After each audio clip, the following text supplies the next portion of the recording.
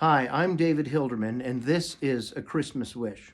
Every day leading up to Christmas, there is a Bible passage to read and another Christmas Wish video. It only takes a few minutes a day, and if you don't have time for the videos, you can't go wrong by reading the verse on your own.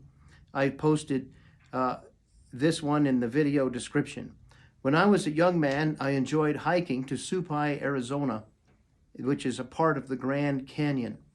I enjoyed the little town where the Supai people live. They don't have any cars or trucks, only horses and good old walking power to get them around. And I absolutely loved the waterfalls, the Havasu Falls and the Mooney Falls. Now, it was one trip with my friend Doug that Mooney Falls detained us long enough to illustrate my point today. Doug and I wanted to hike the canyon, but we went on a snowy day when I had off work in Kingman, Arizona, and Doug could visit from Kayenta. We should have known it was a bad idea, as we left early in the morning before dark and found snow on the ground outside my parents' home in Kingman, Arizona.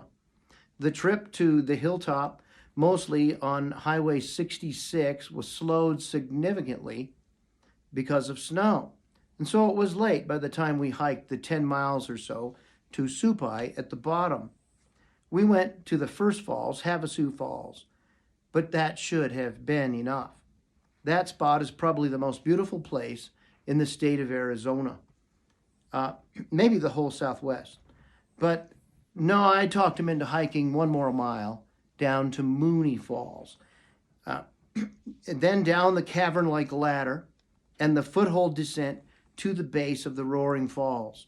You see, it was a deceptively serene canyon, kind of like a paradise.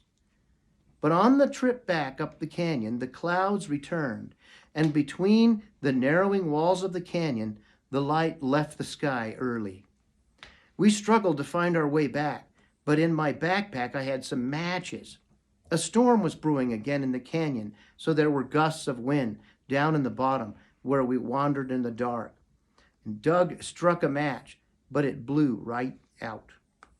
In that moment, when the flame of the match struck forth, there was enough light to see. And we could see the way ahead just a few feet. And we made it out of that canyon before we used up our 300 matches.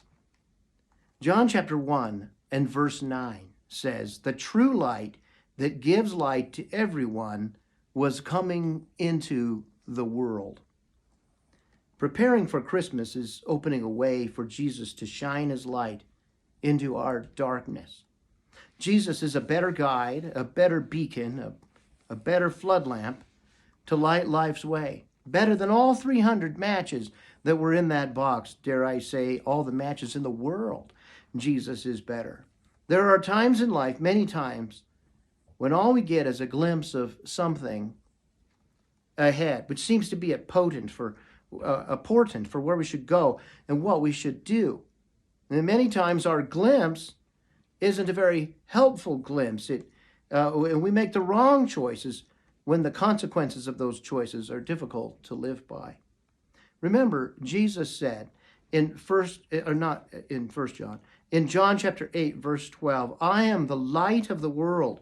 Whoever follows me will not walk in darkness, but will have the light of life."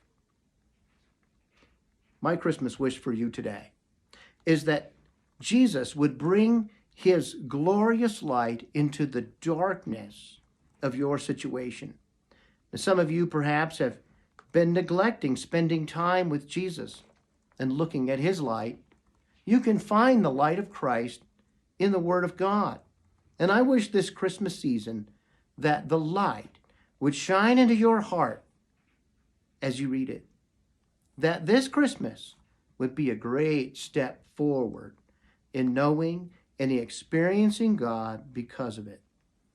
And join me again tomorrow for A Christmas Wish.